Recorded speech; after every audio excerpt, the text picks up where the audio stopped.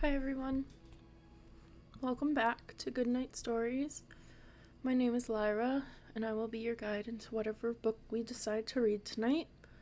From young readers to young adult novels, my hope is to give you a comfortable space to listen to a story while you work or doze.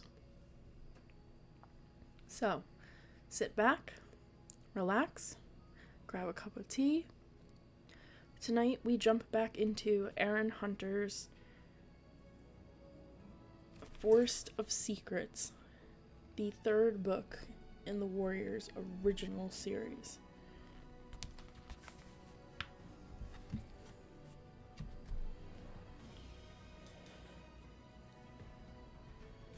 Chapter 24. Fireheart leapt from one stepping stone to the next across the swiftly flowing river. The floodwater had retreated, and the stones were clearly visible again. It was the day after Silverstream had died. The sky was gray, with a thin drizzle of rain, and as if StarClan were mourning her too. Fireheart was on his way to take the news of Silverstream's death into RiverClan, although he had not sought Blue Star's permission first. He had slipped away without telling any cat because he thought Silverstream's clan had the right to know what had happened to her, and he suspected that not every cat in ThunderClan would agree with him. Reaching the opposite bank, Fireheart stood with his head raised, tasting the air for fresh scents. He caught one almost at once, and a heartbeat later a small tabby tom appeared from the ferns above the path. He hesitated, looking startled, before sidling down the bank to confront Fireheart. "You're Fireheart, aren't you?" he meowed. "I recognize you from the last gathering. What are you doing on our side of the river?" He was trying to sound confident, but Fireheart could detect nervousness in his voice. He was a very young cat, an apprentice, Fireheart guessed, anxious at being away from the camp without his mentor. "I'm not here to fight or to spy," Fireheart promised. "I need to talk to Mistyfoot. Will you fetch her for me?" The apprentice hesitated again, as if he would have liked to protest. Then the habit of obeying warriors' orders won over, and he padded along the riverside in the direction of the RiverClan camp. Fireheart watched him go and scrambled up the bank to a spot where he could lie concealed in the bracken until Mistyfoot appeared. It was a long time before she came, but at last Fireheart caught sight of her familiar blue-gray shape trotting rapidly toward him. Familiar because of Blue Star, he realized with a jolt. His leader's daughter was practically her double. To his relief, she was alone. As she paused to sniff the air, he called out softly to her, "Mistyfoot, up here." Mistyfoot's ears twitched. Moments later, she was pushing her way into the ferns beside him. "What is it?" she meowed, looking worried. "Is it about Silverstream? I haven't seen her since yesterday." Fireheart felt as if a bone were lodged in his throat. He swallowed uncomfortably. "Mistyfoot," he mewed. "It's bad news. I'm so sorry. Silverstream is dead." Mistyfoot fixed him with wide blue eyes full of disbelief. "Dead," she echoed. "She can't be." Before Fireheart could respond, she added more harshly, "Did some of your ThunderClan warriors catch her over there?" No, Fireheart replied quickly. "She was at the Sunning Rocks with Graystripe, and the kits started to come. Something was wrong. There was a lot of blood. We did everything we could, but... Oh, Mistyfoot, I'm so sorry." Pain flooded into Mistyfoot's eyes as he explained. She let out a long, low wailing sound. Her head flung back and her claws digging into the ground. Fireheart moved closer to try to comfort her and felt every muscle in her body rigid with tension. There were no words he could say that would do any good. At last the terrible wailing died away and Mistyfoot relaxed a little. "I knew no good could come from this," she murmured. There was no anger or accusation in her voice, only a weary sadness. "I told her not to meet Graystripe, but would she listen? And now I can't believe I'll never see her again." "Graystripe buried her by the Sunning Rocks," Fireheart told her. "If you'll meet me there one day, I'll show you the place." Mistyfoot nodded. "I'd like that, Fireheart. Her kits are alive," Fireheart added, in an attempt to ease some of the Queen's grief. "Her kits?" Mistyfoot sat up alert again. "2 kits," mewed Fireheart. "They're going to be fine." Missyfoot blinked, suddenly deep in thought. Will ThunderClan want them when they're half River Clan? One of our queens is suckling them, Fireheart assured her. The clan's angry with Graystripe, but no cat would take it out on the kids. I see. Missyfoot was silent for a while, still thoughtful, and then rose to her paws. I must get back to camp and tell the clan. They don't even know about Graystripe. I can't imagine what I'm going to say to Silverstream's father. Fireheart knew how she felt. Many warrior fathers did not stay close to their kits, but Crooked Star had maintained a close bond with Silverstream. His grief at her death would be mixed with anger that she had betrayed her clan by taking Graystripe as a mate. Missyfoot gave Fireheart a quick lick on the forehead. Thank you, she mewed. Thank you for coming to tell me. Then she was gone, sliding rapidly through the ferns. Fireheart waited until she was out of sight before he padded down to the pebbly shore and crossed the stepping stones back to his own territory.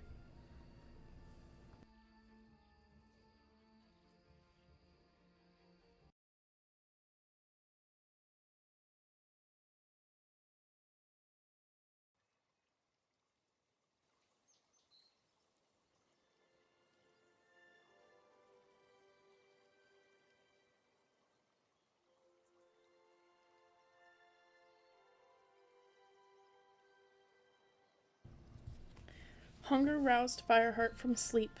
Peering through the dim light in the warrior's den, he saw that Graystripe had left his nest already. Oh no, Fireheart thought irritably. He's gone off to meet Silverstream again. Then he remembered. 2 dawns had passed since Silverstream's death. The shock of the clan felt about her affair with Graystripe was beginning to die down, though none of the warriors except Fireheart and Brackenfur would talk to Graystripe or go on patrols with him. Bluestar had still not announced what his punishment would be. Fireheart stretched and yawned. All night he slept. His sleep had been disturbed by Graystripe twitching and whimpering, but the weariness inside him went deeper than that. He couldn't see how the clan could possibly recover from the blow that had been struck by the discovery of Graystripe's disloyalty. There was an atmosphere of uncertainty and distrust that dulled conversation and cut short the familiar rituals of sharing tongues. With a determined shake, Fireheart slipped out through the branches and padded over to the pile of fresh kill. The sun was rising, dappling the camp with golden light. As he bent to pick up a plump vole, he heard a voice calling. Fireheart! Fireheart! Fireheart turned. Cloudkit was racing across the clearing toward him from the nursery. Brindleface and the rest of her kits followed more slowly, and to Fireheart's surprise, Bluestar was with them. Fireheart! Cloudkit panted, skidding to a stop in front of him. I'm going to be an apprentice! I'm going to be an apprentice now! Fireheart dropped the vole. He couldn't help feeling cheered up when he saw the kit's excitement, along with a twinge of guilt that he had completely forgotten Cloudkit was approaching his 6th moon. You'll mentor him, of course, Fireheart. Bluestar meowed as she came up. It's time you had another apprentice. You did good work with Brackenfur, even though he wasn't yours. Thank you, meowed Fireheart, dipping his head to acknowledge her praise. He couldn't help thinking sadly of Cinderpaw. He would never lose the feeling that he had been partially responsible for her accident, and he resolved to do better with Cloudkit. I'll work harder than any cat, Cloudkit promised, his eyes wide. I'll be the best apprentice there ever was. We'll see about that, Bluestar mewed, while Brindleface purred with amusement. He's been pestering me day and night, she meowed fondly. I know he'll do his best. He's strong and intelligent. Cloudkit's eyes gleamed at her praise. He seems to have gotten over finding out he was a kitty pet, Fireheart thought. But he's arrogant and he barely knows what the warrior code is, let alone respects it. Did I do the right thing to bring him here? He wondered yet again. Mentoring him wouldn't be easy, he knew. I'll call the meeting, Bluestar meowed, heading for the high rock. With a glance at Fireheart, Cloudkit bounced after her, and the rest of the kits tumbled along behind. Fireheart, meowed Brindleface, there's something I want to ask you. Fireheart suppressed a sigh. What is it? Obviously he wasn't going to have time to eat his vole before Cloudkit's ceremony. It's about Graystripe. I know what he's been through, but he's never out of the nursery, watching over those 2 kits. It's as if he thinks Goldenflower can't look after them properly. He's getting in the way of all of us. Have you told him? We've tried dropping hints. Speckletail even asked him if he thought he was expecting kits himself. He doesn't take any notice. Fireheart gave the vole a last regretful glance. I'll talk to him, Brindleface. Is he there now?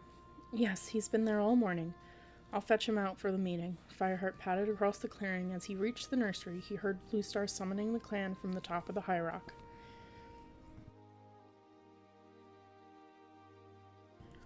As he entered the nursery, he felt a jolt of surprise to meet Tigerclaw coming out. He stepped aside to let the deputy pass him, wondering what he had been doing in the nursery, until he remembered that one of Goldenflower's kits was a dark tabby.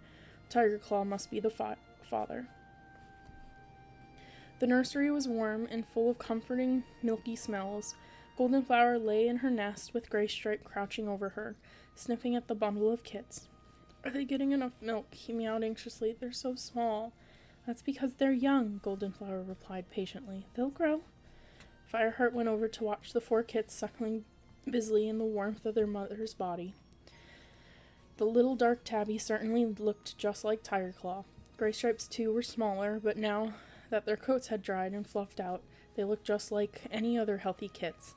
One was the same dark gray as Graystripe, while the other had their mother's silvery coat. They're beautiful, Fireheart whispered. Better than he deserves, snorted Speckletail, pushing past on her way to answer Bluestar's summons. Don't listen to Speckletail, mewed Goldenflower when the older queen had gone. She bent over the kits and touched the silvery one with her nose. She'll be as beautiful as her mother, Graystripe. What if they die? Graystripe blurted out. They're not going to die, Fireheart insisted. Goldenflower's looking after them. Goldenflower was gazing at all 4 kits with equal love and admiration. But Fireheart couldn't help thinking that she was looking tired and strained. Perhaps 4 kits were too much for her to manage. He pushed the thought away. The bond between a mother and her own kits was strong, he reflected, but clan loyalty was strong too, and Goldenflower would give the best she could to these kits because they were half ThunderClan, and she had a kind heart. Come on, Fireheart gave Graystripe a nudge. Bluestar has called a meeting. She's going to make Cloudkit an apprentice. For a heartbeat, Graystripe hesitated, and Fireheart thought he was going to refuse to come. Then he pushed himself up and let Fireheart herd him toward the entrance, looking back all the while at his kits. Outside in the clearing, the rest of the clan had already gathered. Fireheart heard Willowpelt announce happily to Mousefur and Runningwind, I'll have to move into the nursery soon. I'm expecting kits. Runningwind murmured his congratulations, while Mousefur gave her friend's ears a joyful lick. Fireheart couldn't help wondering who had fathered these kits, and as he glanced around, he noticed Whitestorm watching proudly from a distance. The news of Willowpelt's kits reassured Fireheart. No matter what disasters they had to face, clan life went on. With Graystripe at his side, he made his way to the front of the crowd, just below the high rock. Cloudkit was there, sitting up very straight, and importantly beside Brindleface. Tigerclaw was seated close by, a thundercloud of disapproval on his face. Fireheart wondered what had happened now to send the deputy back into his usual bad temper. Cats of ThunderClan, Bluestar began from on top of the high rock. I've called you here for 2 reasons. 1 good and 1 bad. To begin with the bad, you all know what happened a few days ago when Silverstream of RiverClan died, and we gave shelter to her kits by Graystripe. A hostile murmur swept through the crowd of cats. Graystripe crouched down, flinching, and Fireheart pressed comfortingly against him. Many cats have asked me what Graystripe's punishment will be, Bluestar went on. I have thought carefully on this, and I have decided that Silverstream's death is punishment enough. What could any cat do to him that is worse than what he has already suffered? Her challenge led to outraged meows of protest. Longtail called out, We don't want him in the clan. He's a traitor. If you become clan leader, Longtail, these decisions will be yours. Bluestar meowed coldly. Until then, you will respect mine. I say there will be no punishment. However, Graystripe, for 3 moons you will not attend gatherings. This is not to punish you, but to make sure there is no risk to you from angry RiverClan cats who might be tempted to break the truce because of what you have done. Graystripe bowed his head. I understand, Bluestar. Thank you. Don't thank me, meowed the clan leader, but work hard and fight well for your clan from now on. One day you will be a fine mentor for those kits. Fireheart saw that Graystripe brightened a little at that, as if he suddenly saw something to hope for. Tigerclaw, however, scowled even more fiercely, and Fireheart guessed that he had wanted a harsh punishment for the warrior. Now I can turn to a happier duty, meowed Bluestar. Cloudkit has reached his 6th moon, and he is ready to become an apprentice. She leapt down from the rock and beckoned Cloudkit to her with a flick of her tail. Cloudkit bounced over to her. He was quivering with excitement, his tail stuck straight in the air and his whiskers twitching. His blue eyes sparkled like twin stars. Fireheart, Bluestar meowed, you are ready for another apprentice, and Cloudpaw is your sister's Kit. You will be his mentor. Fireheart stood up, but before he could walk over to the high rock, Cloudkit scampered to meet him and lifted his head to touch noses. Not yet, Fireheart muttered to him through his teeth. Fireheart, you know what it is to be one of us, yet born outside the clan, Bluestar continued, ignoring Cloudkit's impulsiveness. I rely on you to pass on all you have learned to Cloudpaw, and help him to become a warrior the clan will be proud of. Yes, Bluestar. Fireheart dipped his head respectfully, and at last allowed Cloudpaw to touch noses with him. Cloudpaw, the new apprentice made triumph. I'm Cloudpaw! Cloudpaw. Fireheart felt a surge of pride in his sister's Kit as the members of the clan pressed around to congratulate the new apprentice. The elders, Fireheart noticed, were making a special fuss over him. But Fireheart also noticed that some of the clan held back. Tigerclaw never moved from where he sat at the base of the rock, and Longtail stalked over to sit beside him.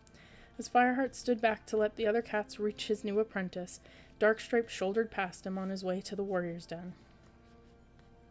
Fireheart heard his disgusted, deliberately loud meow. Traitors and kitty pets. Is there no decent cat left in this clan?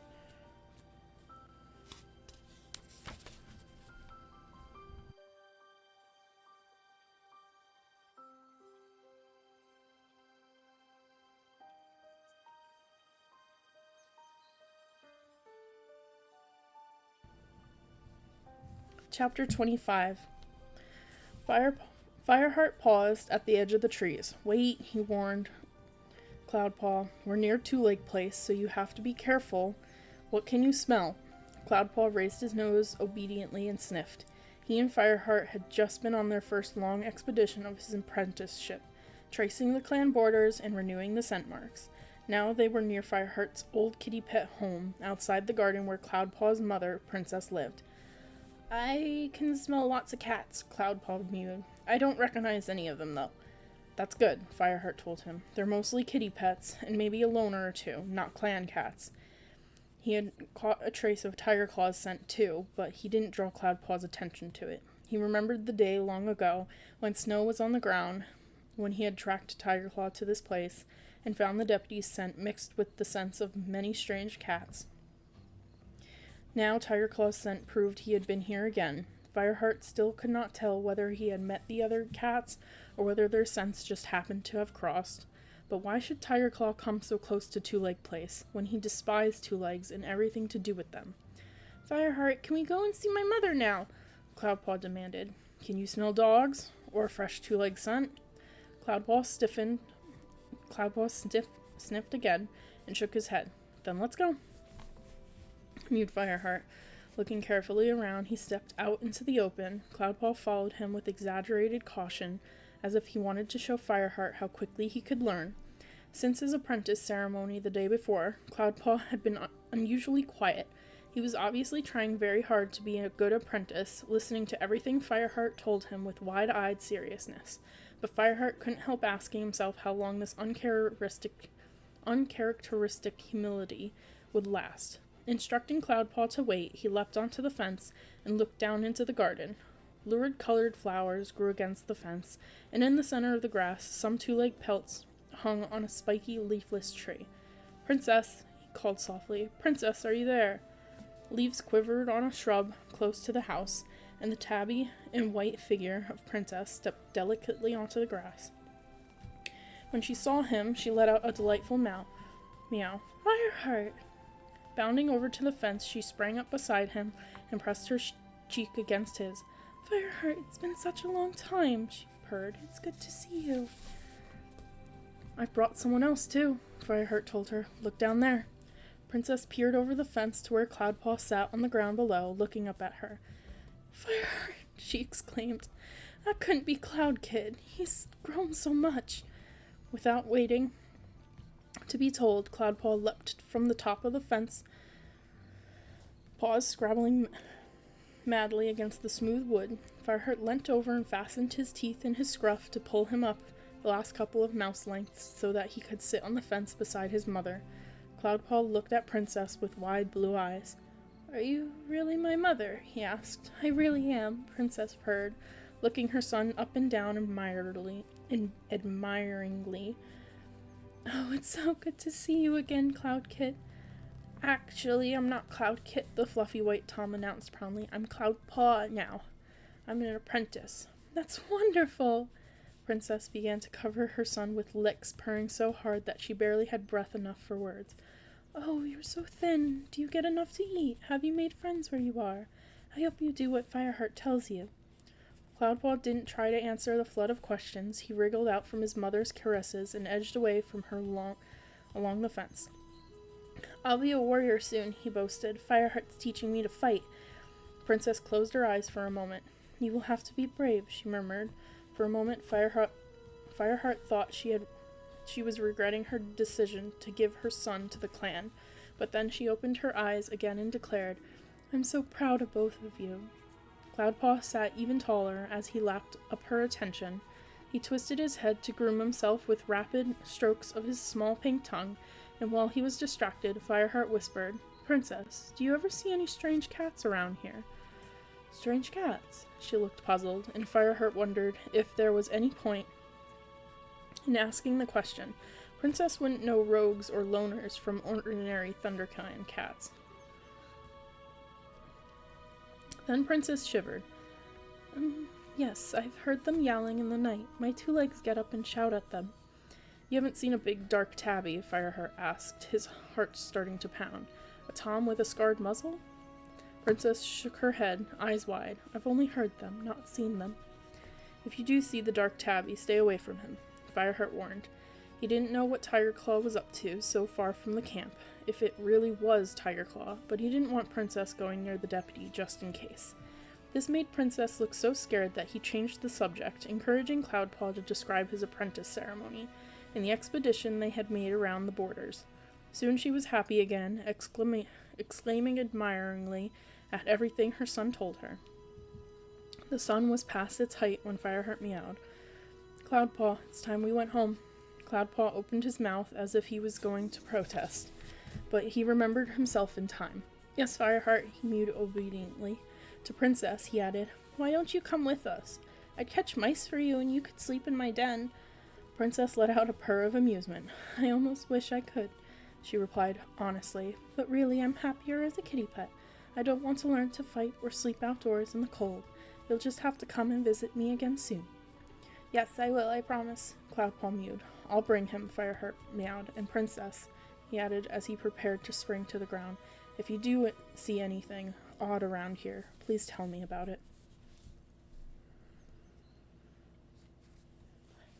Fireheart stopped on the way back so they could hunt.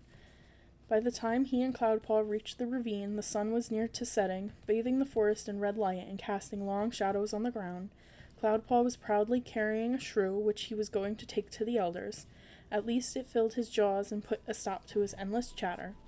Fireheart was feeling worn out after a whole day in his company, but he had to admit he was more impressed than he had expected.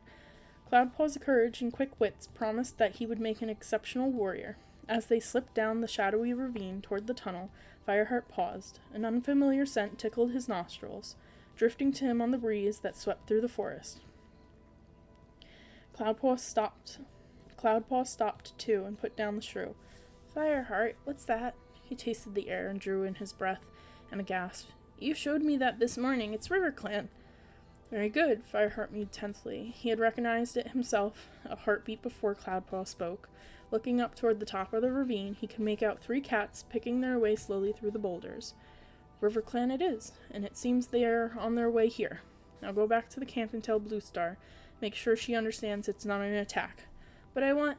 The young apprentice broke off as Fireheart frowned. Sorry, Fireheart, I'm going.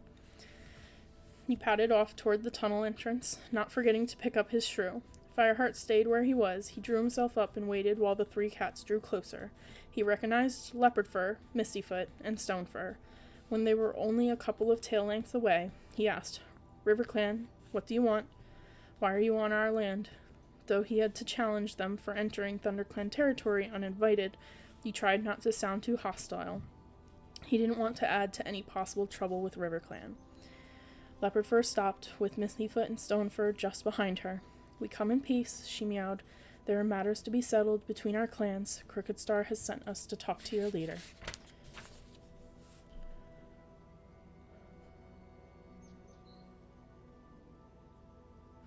Chapter 26. Fireheart tried to hide his misgivings as he led the three RiverClan warriors down the tunnel and into the camp. Clan cats rarely visited each other's territory, and he wondered what was so urgent that it couldn't wait until the next gathering. Alerted by Cloudpaw, Bluestar was already seated at the foot of the high rock, and Fireheart's apprehension increased when he saw Tigerclaw was beside her. "Thank you, Cloudpaw." Bluestar dismissed the apprentice as Fireheart approached with the newcomers. "Take your fresh kill to the elders." Cloudpaw looked disappointed to be sent away, but he went without protest. Leopardfur walked up to Bluestar and dipped her head respectfully. "Bluestar, we come to your camp in peace," she began. "There's something we must discuss." Tigerclaw let out a low, disbelieving growl, as if he would rather be ripping the fur off the intruding cats, but Bluestar ignored him. "I can guess what brings you here," she meowed. "But what is there to discuss? What's done is done. Any punishment for Graystripe will be handled by his own clan." While she spoke to Leopardfur, Fireheart noticed her eyes kept straying to Mistyfoot and Stonefur. It was the first time Fireheart had seen his leader with the RiverClan warriors since she had admitted to him that they were her kits. He did not think he was imagining the wistfulness in her blue eyes as she looked at them. "What you say is true," Leopardfur agreed. "The two young cats were foolish, but Silverstream is dead, and Graystripe's punishment is not for RiverClan to decide. We've come here about the kits." "What about them?" asked Bluestar. "They're RiverClan kits," meowed Leopardfur. "We've come to take them home." "RiverClan kits?" Bluestar's eyes narrowed. "Why do you say that?" "And how do you know about them?" Tigerclaw demanded, glaring in fury as he sprang to his paws. "Have you been spying, or did some cat tell you?" He turned on Fireheart as he spoke, but Fireheart stood his ground, and Mistyfoot kept quiet, not betraying him by so much as a glance. Tigerclaw couldn't know for sure that he had told Mistyfoot, and Fireheart refused to regret what he had done. RiverClan had the right to know. "Sit down, Tigerclaw," murmured Bluestar. She flashed a look at Fireheart, and he realized that his leader guessed what he had done, as surely as if she had seen him cross the river. But she didn't intend to give him away. Who knows, perhaps a RiverClan patrol saw what happened. Such things can't be hidden for long. "But, Leopardfur," she went on, turning back to the visiting deputy, "the kits are also half ThunderClan, and one of our queens is taking good care of them. Why should I give them to you?" "Kits belong with their mother's clan," Leopardfur explained. "RiverClan would have raised these kits if Silverstream had lived, without knowing who the father was, and that makes them ours by right." "Bluestar, you can't send the kits away." Fireheart couldn't stop himself from interrupting. "They're all Graystripe has to live for." A growl rumbled once again in Tigerclaw's throat, but it was Bluestar who answered. "Fireheart, be quiet.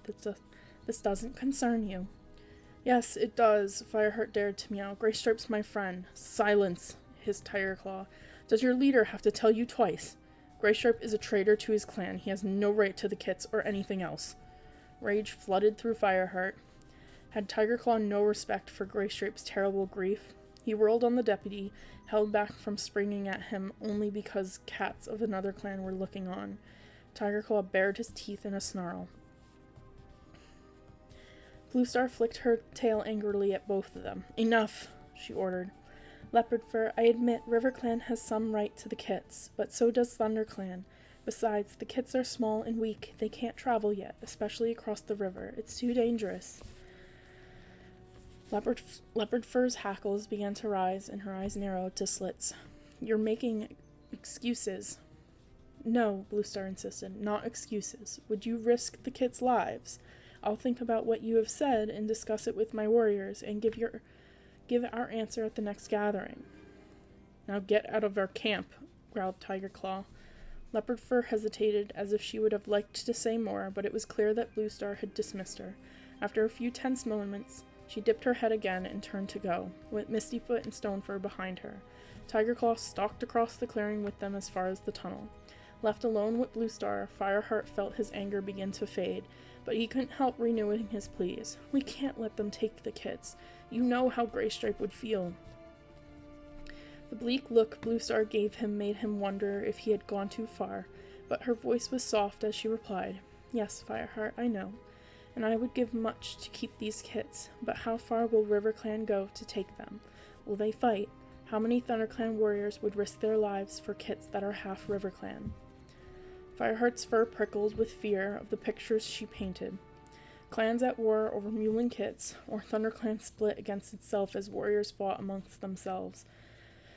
Was that the fate that StarClan had decreed for his clan when Spotted Leaf warned that water could quench fire? Perhaps it wasn't the flood water that could destroy ThunderClan, but the cats that came from the territory by the river. "Have courage, Fireheart," urged Blue Star. "It hasn't come to battle just yet. I've won us time until the gathering, and who knows what will happen before then." Fireheart couldn't share her confidence. The problem of the kits would not go away, but he could do nothing except bow his head respectfully and withdraw to the warrior's den. And now, he thought desperately, what am I going to tell Graystripe?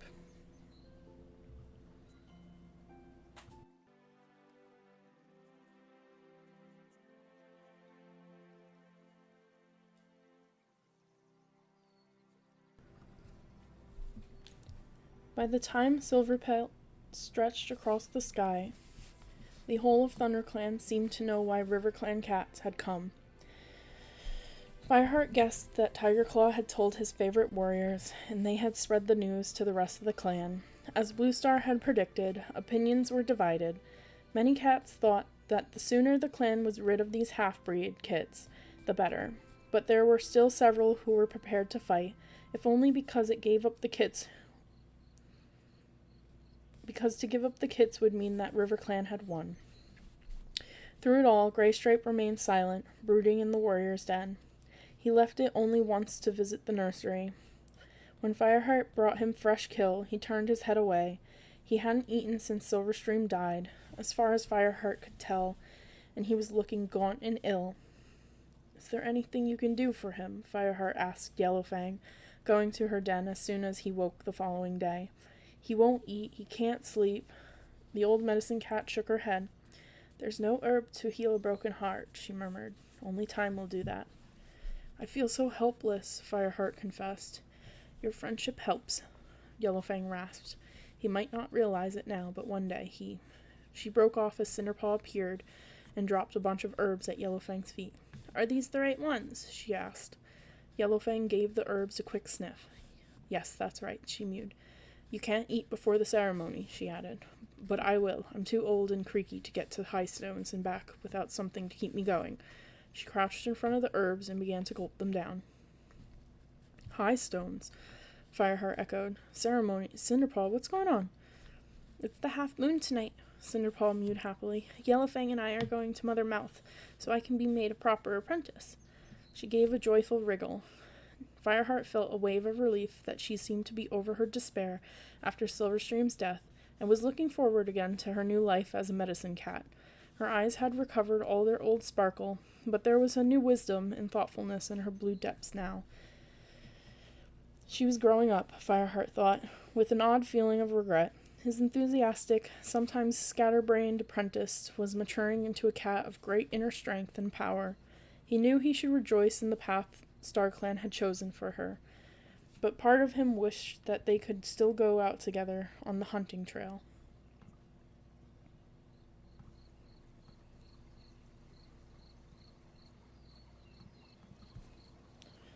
"I'll come with you, tonight, if you like," he offered. "As far as 4 trees, anyway." "Oh, would you, Fireheart? Oh, would you, Fireheart? Thank you." Cinderpaw mewed, but no farther than 4 trees, warned Yellowfang, getting to her paws and swiping her tongue around her mouth. "Tonight at Mother Mouth is for medicine cats only." She gave herself a brisk shake and led the way through the ferns to the clearing. As Fireheart followed behind Cinderpaw, he saw Cloudpaw washing himself by the tree stump outside the apprentice's den. The White Tom sprang up as soon as he saw Fireheart and raced across him. Where are you going? He demanded. Can I come? Fireheart glanced at Yellowfang, and when the old cat voiced no objection, he replied, All right, it'll be good exercise for you, and we can hunt on the way back. Trotting up the ravine behind the she-cats, he explained to Cloudpaw where they were going, and how Yellowfang and Cinderpaw would carry on along to Highstones. Deep within the tunnel, known as Mother Mouth, was the Moonstone, which glittered dazzling white when the moon shone upon it. Cinderpaw's ceremony would take place in its unearthly light. What happens then? Cloudpaw asked curiously. The ceremonies are secret, growled Yellowfang, so don't ask Cinderpaw when she comes back. She isn't allowed to tell you. But every cat knows that she'll receive special powers from StarClan. Fireheart added. Special powers? Cloudpaw's eyes grew round, and he gazed at Cinderpaw as if he expected her to start uttering prophecies there and then. Don't worry, I'll still be the same old Cinderpaw, she assured him with an amused purr. That won't ever change.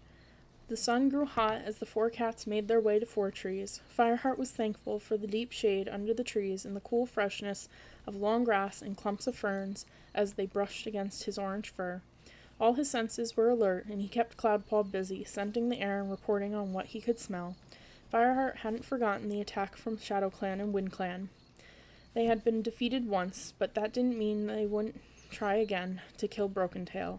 Besides that, Fireheart was half expecting trouble from RiverClan over Graystripe's kits. He sighed. On a beautiful morning like this, with fresh green on the trees and prey practically leaping out of the bushes and waiting to be caught, it was hard to be thinking of attacks and death. In spite of his worries, the group of cats reached Four Trees without trouble. As they slid through the bushes down into the hollow, Fireheart dropped back to match Cinderpaw's uneven steps. Are you sure about what you're doing? He asked quietly. Is it what you really want? Of course. Don't you see, Fireheart? Cinderpaw's eyes searched his, suddenly serious. I have to learn as much as I can so that no cat dies because I couldn't save them, like Silverstream. Fireheart flinched. He longed for a way to persuade his friend that Silverstream's death was not her fault. But he knew he would be wasting his breath. And that will make you happy. You know medicine cats can't ever have kids, he reminded her, thinking of how Yellowfang had been forced to give up Brokentail and keep her bond with him a secret. Cinderpaw purred to comfort him. The whole clan will be my kits, she promised. Even the warriors. Yellowfang says they have about as much sense as newborns sometimes. She took a pace forward that brought her to Fireheart's side and rubbed her face affectionately against his. But you'll always be my friend. My best friend, Fireheart. I'll never forget you were my first mentor. Fireheart licked her ear. Goodbye, Cinderpaw, he mewed softly. I'm not going away forever, Cinderpaw protested. I'll be back by sunset tomorrow. But Fireheart knew that, in some ways, Cinderpaw was going away forever. When she returned, she would have new powers and responsibilities given to her not by a clan leader, but by StarClan. Side by side, they crossed the hollow beneath the four massive oaks and climbed the far slope to where Yellowfang and Cloudpaw were already waiting. The vast open moor stretched in front of them, a cool wind bending the sturdy clumps of heather. Won't WindClan attack you if you go through their territory? Cloudpaw mewed anxiously. All the clans may pass through safely on the way to Highstones, Yellowfang told him, and no warrior would dare to attack medicine cats. StarClan forbids it. Turning to Cinderpaw, she asked, Are you ready? Yes, I'm coming. Cinderpaw gave Fireheart one final lick and followed the old cat out onto the springy moorland grass. The breeze ruffled her fur as she limped swiftly away without a backward glance. Fireheart watched her go, his heart heavy.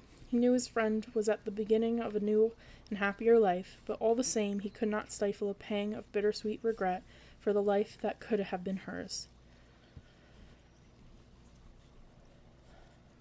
Fireheart watched the sun climbing the trees. Tigerclaw wants me to send Cloudpaw on a solo hunting mission today, he meowed to Graystripe. The big gray warrior looked up in surprise. That's early, isn't it? He's barely been made apprentice. Fireheart shrugged. Tigerclaw thinks he's ready. He told me to follow him and see how he does anyway. Would you like to come and help? It was the morning after Cinderpaw had returned from Mother Mouth. Fireheart had met her as she slipped down the ravine in the twilight. Though she greeted him affectionately, they both knew she could not tell him what she had gone through. Her face still wore a look of rapture, and the moon itself seemed to shine from her eyes. Fireheart tried not to feel that he had lost her to an unknown path. Now he sat beside the nettle patch, enjoying a juicy mouse. Graystripe, crouching nearby, had taken a magpie from the pile of fresh kill, but had barely touched it. "No thanks, Fireheart," he mewed. "I promised Goldenflower I'd look in on the kits. Their eyes are open now," he added with a touch of pride. Fireheart guessed that Goldenflower would rather that Graystripe stayed away, but he knew Graystripe would never be persuaded to leave his kits. "Okay," he meowed. "I'll see you later." Swallowing the last morsel of mouse, he went to find Cloudpaw. Tigerclaw had been busy that morning, sending out one patrol with Whitestorm to renew the scent markings along the RiverClan boundary, and another with Sandstorm to hunt around Snake Rocks, so he had neglected to tell Fireheart where Cloudpaw should go for his hunting mission. Fireheart hadn't felt the need to remind him. "You can make for Two Lake Place," he meowed to Cloudpaw. "Then you won't get in the way of the other patrols. You won't see me, but I'll be watching you. I'll meet you by Princess's fence." "Can I talk to her if she's there?" Cloudpaw asked. "Okay, as long as you've caught plenty of fresh kill by then. But you're not to go looking for her in the Two-Leg Gardens, or their nests." "I won't." Cloudpaw's eyes gleamed, and his snowy fur was fluffed up with excitement. Fireheart couldn't help remembering how nervous he had felt before his own first assessment. Cloudpaw, in contrast, was bursting with confidence. "Off you go, then," Fireheart meowed. "Try to get there by sun-high." He watched the young apprentice race off toward the tunnel. "Pace yourself," he called after him. "You've a long way to go." But Cloudpaw didn't slow down as he disappeared into the gorse. Shrugging, more amused than annoyed, Fireheart glanced around at Graystripe, but his friend was nowhere to be seen. His half-eaten magpie was left beside the nettle patch. He must be in the nursery already, Fireheart thought, and turned to follow Cloudpaw out of the camp. The apprentice's scent was strong, showing where the young cat had ranged back and forth through the woods in search of prey. A flurry of loose feathers told of a caught thrush, and specks of blood on the grass showed that a mouse had fallen to his claws. Not far from the edge of tall pines, Fireheart found the spot where Cloudpaw had buried his fresh kill so he could return for it later. Impressed that his apprentice was hunting well so early in his training, Fireheart put on speed, hoping to catch up and watch him stalking his prey. But before he reached Two Lake Place, he caught sight of Cloudpaw racing back along his own scent trail.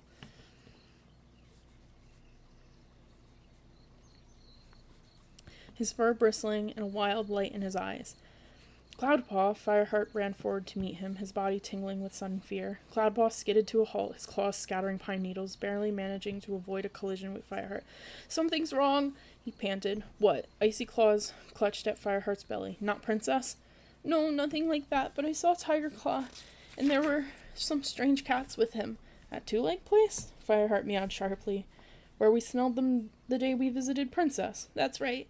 Cloudpaw's whiskers twitched. "They were huddled together just on the edge of the trees. I tried to get closer to hear what they were saying, but I was afraid they would see my white fur, so I came to find you." "You did the right thing," Fireheart told him, his mind racing frantically. "What were these cats like? Did they have any clan sense?" No. Cloudpaw wrinkled his nose. "They smelled of crow food." "And you didn't recognize them?" Cloudpaw shook his head. "They were thin and hungry-looking. Their fur was all mangy. They were horrible, Fireheart." "And they were talking to Tigerclaw." Fireheart frowned. That was the detail that worried him. He could take a guess at who the strange cats were, the former Shadow Clan warriors who had left their clan with Broken Tail when he had been driven out. They had caused trouble before, and there were no other rogues that Fireheart knew of in the forest now. But what Tigerclaw was doing with them was a mystery. "All right," he meowed to Cloudpaw. "Follow me, and keep as quiet as if you were creeping up on a mouse." He headed cautiously toward Two Lake Place, stalking from paw to paw over the softly cracking pine needles. Long before he reached the edge of the forest, he picked up the strong reek of cats. The only one he could identify was Tigerclaw, and as if the thought had summoned him, the deputy came into sight at that moment, bounding through the trees in the direction of the camp. There was no undergrowth to provide cover under the pine trees. All Fireheart and Cloudpaw could do was flatten themselves in one of the deep furrows carved out by the tree-cut monster, and pray to StarClan they wouldn't be seen. A group of scrawny warriors poured after Tiger Claw. Their jaws were parted eagerly and their eyes blazed. All the cats were so intent on the trail that they never noticed Fireheart and Cloudpaw crouching in their scant cover a few rabbit hops away. Fireheart lifted his head and watched them race out of sight. For a moment he was frozen with horror and disbelief. There were more of them, he realized, than the group who had left ShadowClan with Broken Tail moons ago. Tiger Claw must have recruited more loners from somewhere, and he was leading them straight toward the ThunderClan camp.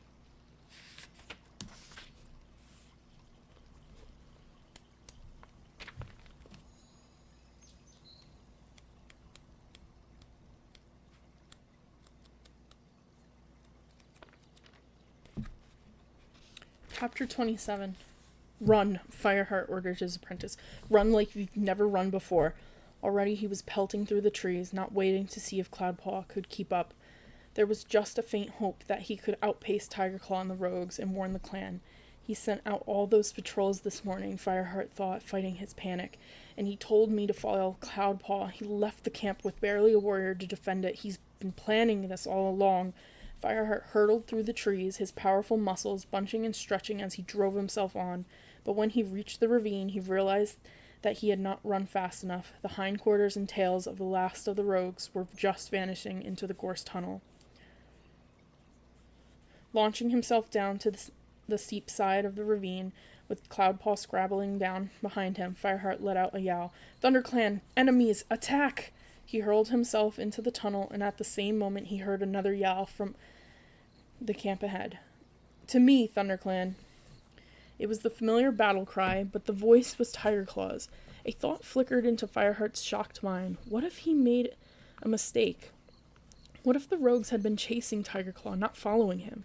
He burst into the clearing just as Tiger Claw whirled on the band of rogues, who scattered yowling from his attack. The deputy certainly looked as if he were trying to drive enemies from the camp, but Fireheart was close enough to see that his claws were sheathed. His heart plummeted. Tiger Claw's brave defense was all a sham. He had brought these enemy cats here, but he was cunning enough to conceal his own treachery. There was no time for any more thought, however they had come here. The rogue cats were now attacking the camp. Fireheart turned swiftly to Cloudpaw. Go and find the patrols and tell them to come back, he ordered. Whitestorm is somewhere along RiverClan boundary. And Sandstorm went to Snake Rocks. Yes, Fireheart. Cloudpaw raced back into the tunnel. Fireheart sprang at the nearest rogue, a dark mottled tabby, and raked his claws down his side. The rogue snarled and twisted towards him. Paws splayed for attack. He tried to pin Fireheart down. Fireheart's hind paws pummeled his belly, and the rogue broke away howling. Fireheart scrambled to his paws and crouched with tail lashing and fur bristling as he looked around for another enemy. Outside the entrance to the nursery, Greystripe was wrestling a rogue with a pale coat, the two of them rolling over and over as they tried to get a hold with teeth and claws. Brindleface and Speckletail were fighting against a warrior twice their size. Near the warrior's down, Mousefur dug her front claws into the shoulder of a huge tabby while her back claws shredded his flank. Then Fireheart froze with shock. At the other side of the clearing, Broken Tail had pounced on his guard, Dustpelt, fastening his teeth in the younger cat's throat. Dustpelt was struggling furiously to free himself. Though Broken Tail was blind, he was still a formidable fighter, and he hung on. Fireheart realized with dread that he was fighting on the side of his old rogue companions, the cats who had left ShadowClan with him, not for ThunderClan, who had risked so much to defend him when he was injured and alone. A tiny picture flashed into Fireheart's mind of Tiger Claw and Broken Tail lying side by side, sharing tongues. That had not been evidence of the deputy's compassion. Tiger Claw had been planning this with the former ShadowClan tyrant. There was no time to think about that now. Fireheart plunged across the clearing to help Dustpelt, but before he got halfway, he was bowled over by a rogue cat. His flank stung as claws raked down it. Green eyes glared a mouse length from his own. Fireheart bared his fangs and tried to bite down into the enemy's shoulder, but the rogue cat batted him away. Claws ripped into his ear, his belly was exposed, and he couldn't twist free. Suddenly his attacker let out a wail and released him. Fireheart caught a glimpse of the young apprentice Thornpaw, with his teeth fastened into the rogue's tail. The rogue dragged him through the dust until Thornpaw released him and the enemy fled. Panting, Fireheart scrambled to his paws. Thanks, he gasped. Well done.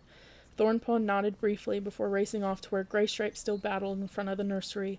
Fireheart looked around again. Dustbelt had vanished, and Broken Tail was stumbling farther into the clearing, letting out a weird wailing that struck a chill into Fireheart's heart. Even blind, the former Shadow Clan leader possessed a terrifying power that seemed driven by something more than mortal. The clearing heaved with struggling cats, but as Fireheart posed himself to rejoin the fray, he realized something that sent an even colder pang of fear along his spine. Where was Bluestar? In a heartbeat, Fireheart realized that he couldn't see Tigerclaw either. Every instinct told him that danger was looming. He dodged around Willowpelt, who was clinging to the back of a much bigger rogue, her teeth fastened in his ear and made for Bluestar's den. To his relief, as he approached the entrance, he heard Bluestar meow from inside. "We can worry about that later, Tigerclaw. The clan needs us now." For a few heartbeats, there was no reply. Then Fireheart heard Bluestar's voice again, surprised. "Tigerclaw? What are you doing?" An answering snarl. "Remember me to Star Clan, Bluestar." Tigerclaw is this? Bluestar's meow was sharper now, edged with anger, not fear. "I'm the leader of your clan, or have you forgotten that?" "Not for much longer," Tigerclaw growled. "I'm going to kill you and kill you again, as many times as it takes for you to join Star Clan forever. It's time for me to lead this clan." Bluestar's answering protest was suddenly cut short by the sound of paws thudding against the hard floor of the den, followed by a dreadful snarling.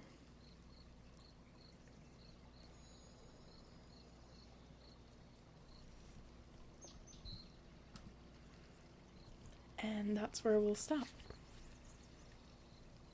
I hope everyone enjoyed listening, and I hope you have a good evening and a good night. Till next time, my friends.